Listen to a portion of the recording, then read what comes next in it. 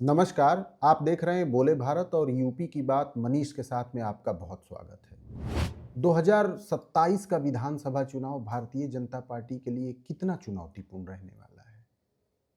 इस सवाल का जवाब हम आपको कुछ आंकड़ों से देंगे और भारतीय जनता पार्टी की रणनीति से ये समझाने की कोशिश करेंगे कि यदि चुनौतियां हैं तो पार्टी उसका क्या हल खोज रही है और वो कौन सी चुनौतियां हैं जो भारतीय जनता पार्टी की हैट्रिक में रोड़ा बन सकती हैं।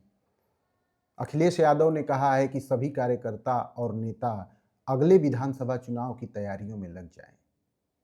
भाजपा की तरफ से इस तरीके का कोई बयान तो सामने नहीं आया है, लेकिन ये बात तो तय है कि भाजपा के नेता और कार्यकर्ता चुप तो बैठे नहीं होंगे, और वो भी एक ऐसी पार्टी जिसके बारे में कहा जाता है कि वो सालों भर चुनावी मुद्रा में ही रहती है।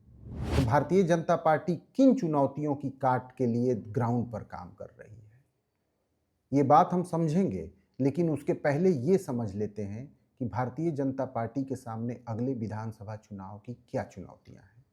चंद आंकड़े आपके सामने पेश करना चाहता हूं जिससे ये क्रिस्टल क्लियर हो जाएगा कि चैलेंजेज क्या है बीजेपी के पास। दरअसल यदि ध्यान से आंकड़ों पर गौर करें तो आपको ये साफ नजर आ जाएगा कि कम से कम यूपी में तो भाजपा का सीटों के मामले में उसका ग्राफ लगातार नीचे आ रहा है। 2012 में समाजवादी पार्टी की सरकार 2017 तक चली और तब 224 सीटों के साथ अखिलेश यादव मुख्यमंत्री बने थे। लेकिन 2017 में भारतीय जनता पार्टी की ऐसी प्रचंड लहर उठी कि बहुत कुछ ध्वस्त हो गया। यूपी में सबसे ज्यादा सीटें जीतकर भाजपा ने प्रदेश में सरकार बनाई। 312 सीटों के साथ भारतीय जनता पार्टी ने यूपी में सरकार बनाई और योगी आदित्यनाथ 2017 में मुख्यमंत्री बने। तब 2017 में सपा की क्या स्थिति थी? सपा 2012 के अपने नंबर 224 सीटों से 47 सीटों पर सिमट गई। लेकिन सरकार बनने के साथ ही पार्टी के लिए चैलेंजेस भी शुरू हो गए। वो कहते हैं ना कि कोई भी ताज बिना कांटों के नहीं होता है। यही बात चरितार्थ हो रही है। अगले विधानसभा चुनाव की बात करते हैं, जो कि चुनाव हुए 2022 में। तब भारतीय जनता पार्टी की क्या स्थिति रही? 2017 में बीजेपी को 312 सीटों पर जीत मिली थी, 403 सीटों की विधानसभा में।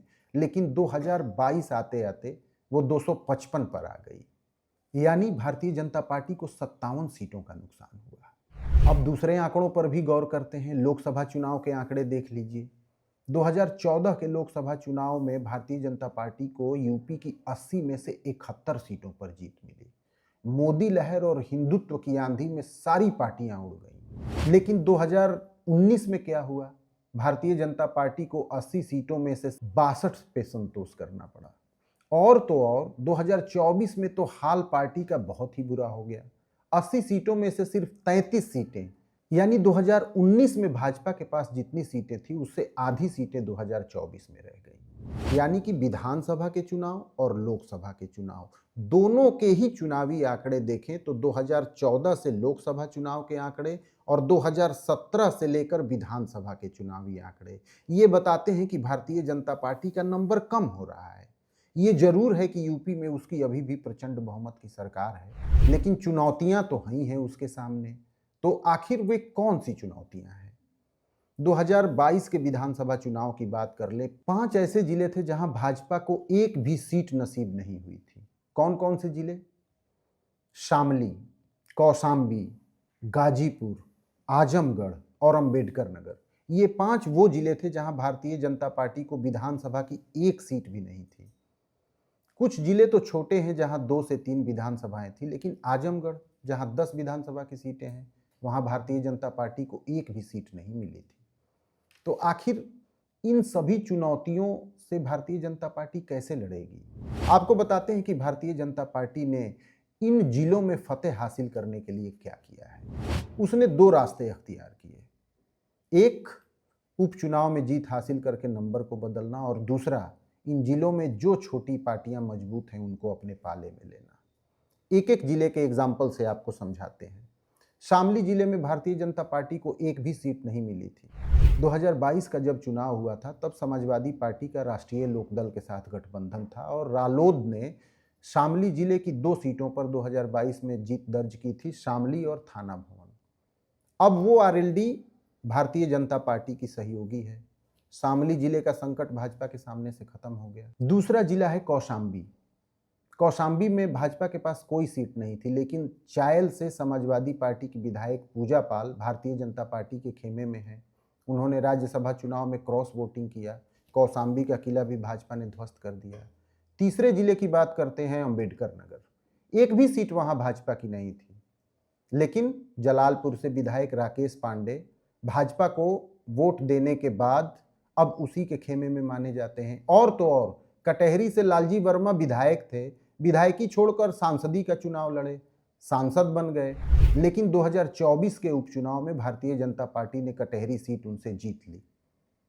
लालजी वर्मा की पत्नी को भाजपा ने हरा दिया। अंबेडकर नगर में भी भाजपा की घुसपैठ हो गई।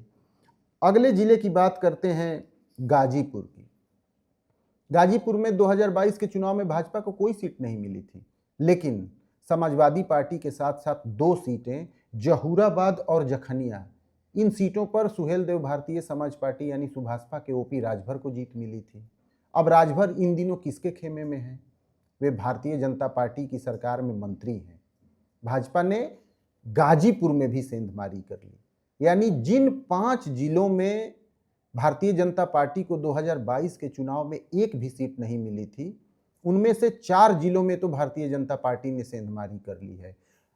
सपा के पास सिर्फ अब एक ही किला मजबूत बचा है और वो है आजमगढ़, जहां पे भारतीय जनता पार्टी को अभी सफलता मिलना बाकी है। तो बीजेपी इस तरीके के ताने बाने के साथ चुनाव में आगे बढ़ रही है और अपनी चुनौतियों को खत्म करते हुए उसका आगे बढ़ने का सिलसिला जारी है। लेकिन ये इतना आसान भी नहीं होगा। 2022 के चुनाव में जिन जिलों में भाजपा की नो एंट्री लगी थी, यानी उसे एक भी सीट हासिल नहीं हुई थी, उनमें से 5 में से 4 में तो भाजपा ने एंट्री पा ली है, लेकिन उसे सहेज कर रखना उसके लिए बहुत बड़ा चैलेंज होगा। वो इसलिए क्योंकि भारतीय जनता पार्टी उन जिलों में वैशाखी के सहारे है, उसे अपने दमखम पर खड़ा होना पड़ेगा और ये बात अखिलेश यादव भी जानते हैं। इसीलिए हम कह रहे हैं कि 2027 के विधानसभा चुनाव में नए राजनीतिक गठजोड़ सामने आ सकते हैं। यदि भारतीय जनता पार्टी को अपने मैजिक नंबर पर बने रहना है तो ये तय करना होगा कि सहयोगी दल उसके साथ रहें। तो फिर अखिलेश यादव क्या कर रहे हैं?